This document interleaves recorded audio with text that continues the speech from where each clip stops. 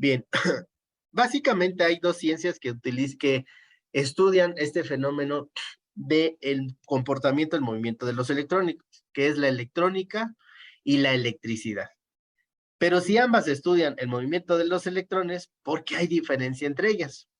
Entonces, esta diferencia surge a partir de la evolución de la teoría electromagnética, la cual permitió la construcción de primeros equipos capaces de realizar cálculos automáticos a través del uso de semiconductores, ¿no?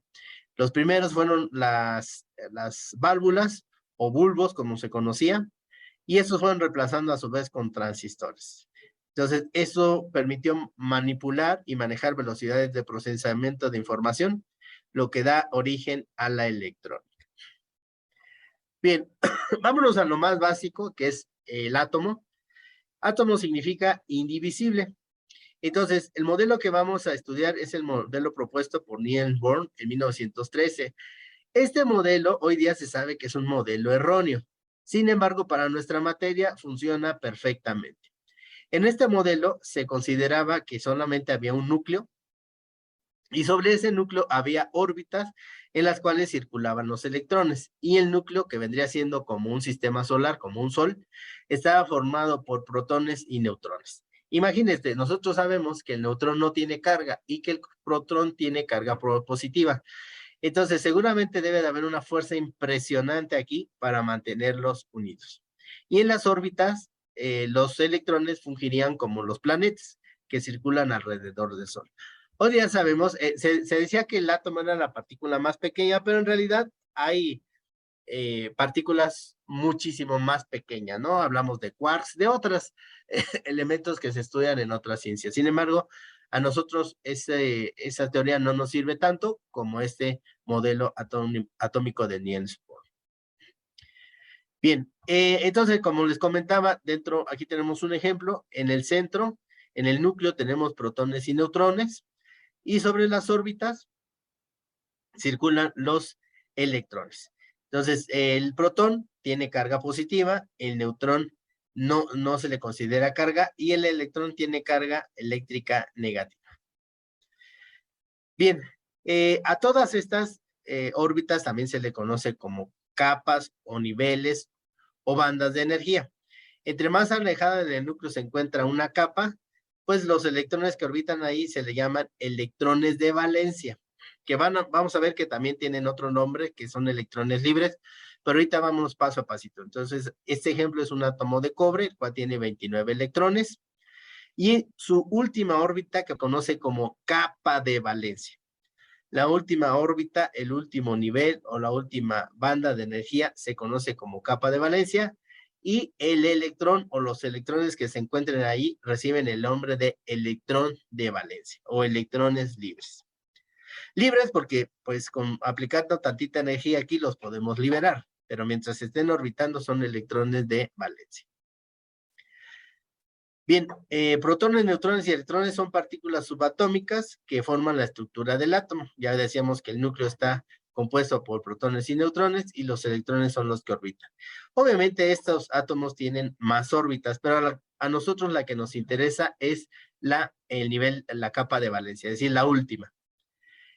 Por ejemplo, aquí tenemos dos átomos. Tenemos por el lado izquierdo el átomo de sodio y por el lado derecho el átomo de cloro. La unión de estos átomos no es otra cosa más que lo que conocemos comúnmente como sal de cocina. Al cloro en su última órbita le hace falta un electrón y el sodio en su última órbita solamente tiene un electrón. Entonces, uno de ellos gana el electrón, el otro lo cede, y a eso se le conoce como enlace iónico.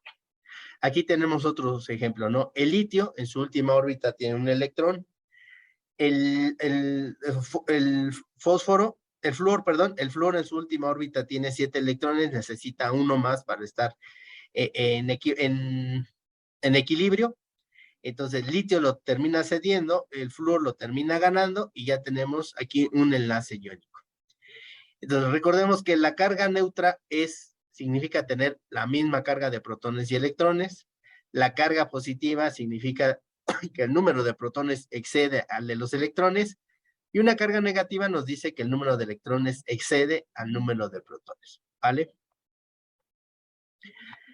Bien, decíamos, aquí tenemos un alambre, los electrones no circulan dentro del alambre, sino por la parte externa. Entonces, los electrones que se mueven por un conductor se conocen como electrones de conducción o electrones libres, que ya les había dicho, me voy a regresar un poquito. Los electrones más fáciles de liberar son los de la última órbita. Esos son los más fáciles de liberar, ¿vale? Agregando un poquito de energía lo podemos liberar a través de calor, a través de paquetes de energía o fotones, etcétera, lo podemos liberar. Y estos últimos electrones decíamos que eran los electrones de valencia, pero si los ponemos a circular, entonces se conocen como electrones de conducción o electrones libres. ¿Cómo se da ese fenómeno del flujo de los electrones?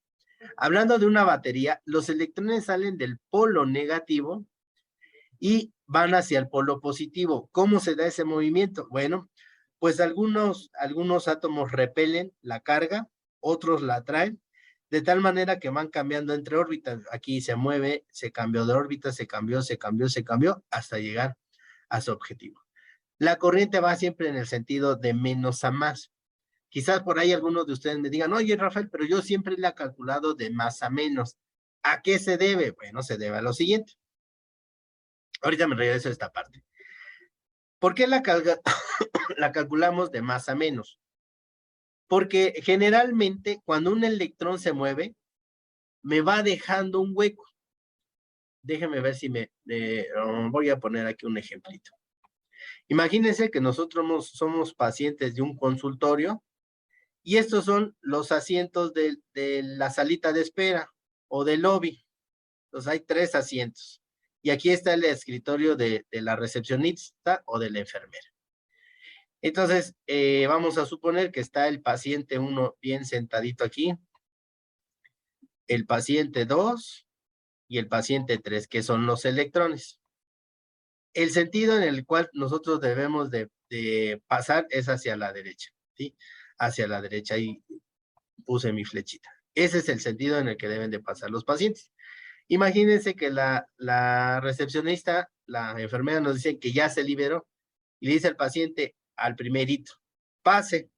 Entonces este paciente ya pasó, valga la expresión, y me dejó un hueco. Y la enfermera nos dice, a ver, los demás pacientes se tienen que recorrer. Entonces los demás pacientes, como nos tenemos que recorrer, aquí se recorrería un paciente y me deja el hueco acá.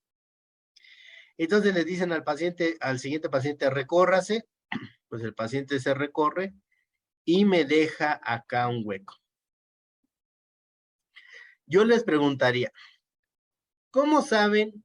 Imagínate que acabas de llegar al consultorio, ¿cómo sabes cuántos pacientes has llegado sin necesidad de preguntar? Porque veo un hueco. Entonces, pero los huecos no van hacia la derecha, los huecos van hacia la izquierda. Entonces, si yo cuento el número de huecos, puedo saber cuántos electrones han circulado, han pasado.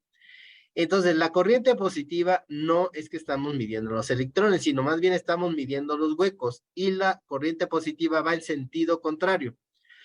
Por eso, por convención, se dice que la corriente positiva va de más a menos, porque lo que estamos contando son huecos. No son electrones, pero es el mismo número de huecos, es el mismo número de electrones que se han movido. Y la bobina y el capacitor tienen ciertos comportamientos que ahorita no lo vamos a ver. Ténganme paciencia, prometo que cuando veamos bobinas y capacitores, ahí sí retomamos. Pero la realidad es como nos comenta el compañero.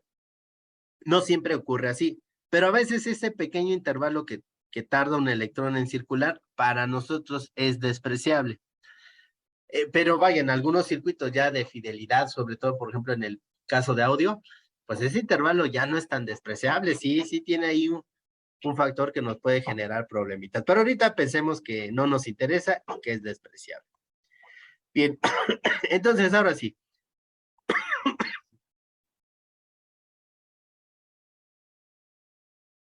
Ay, una disculpa, no me dio mal de la garganta. ¿Cuál es la diferencia entre electricidad y electrónica si ambas estudian el movimiento de los electrones?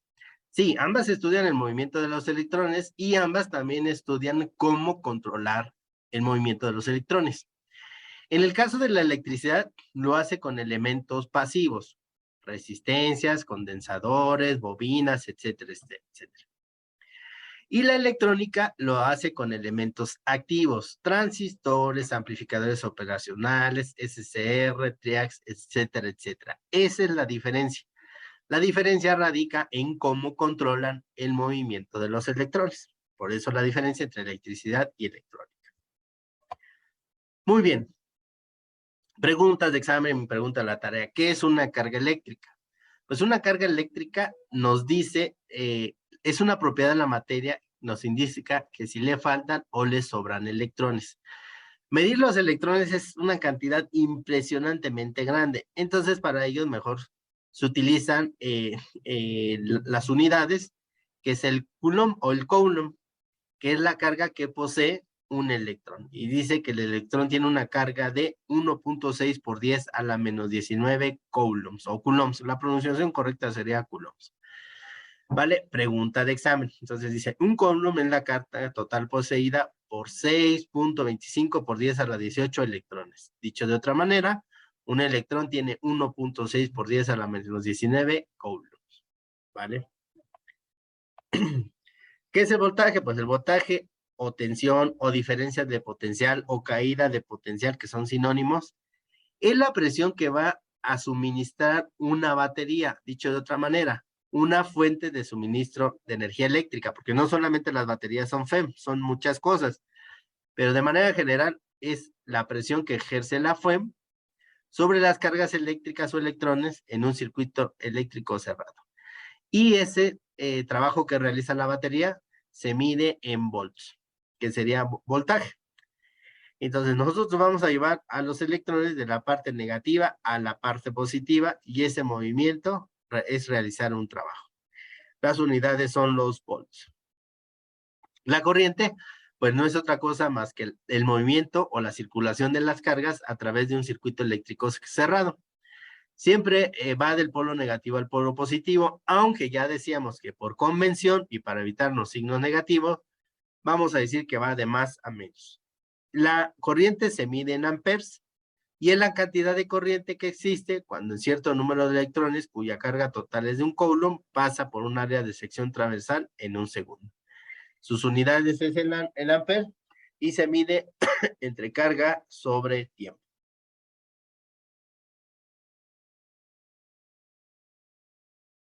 Ya les había dicho que por convención nosotros no medimos los electrones, sino los huecos que van dejando, y eso es lo que nosotros consideramos como una corriente positiva. Bien, hay otro elemento muy importante, otro fenómeno que es la resistencia, pregunta de examen. Dice que la resistencia eléctrica es toda oposición que encuentra la corriente al pasar por un circuito eléctrico, el cual va a atenuar o frenar el libre flujo de las cargas eléctricas o de los electrones. Sus unidades de medida son el ohms.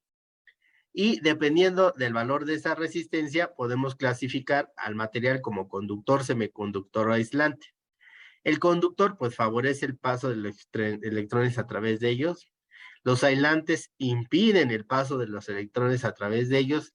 Y los semiconductores se pueden comportar como conductores o como aislantes, dependiendo de una excitación. La excitación hace que se comporte como conductor o como aislante.